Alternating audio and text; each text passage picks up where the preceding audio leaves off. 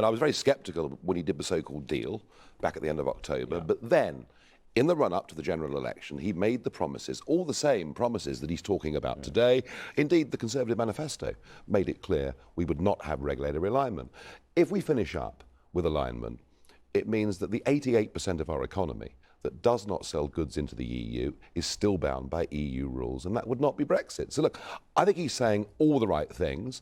I think he's being consistent with the manifesto upon which he was elected, and I think there's a big difference this time.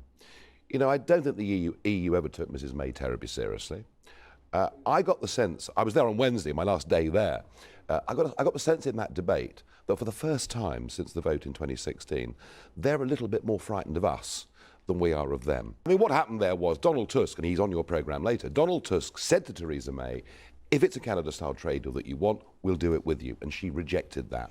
So kind of what's being said in the Telegraph is that Boris is angry that they've changed their minds. But that was nearly a couple of years ago that was put on the table. Yes. Now, I mean, what they fear more than anything, and bear in mind, Italy's in recession, Germany is very, very close to being in recession.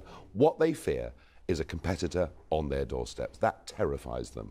And of course, what we should be doing in our national interest is to make sure that we are a competitor on their doorstep.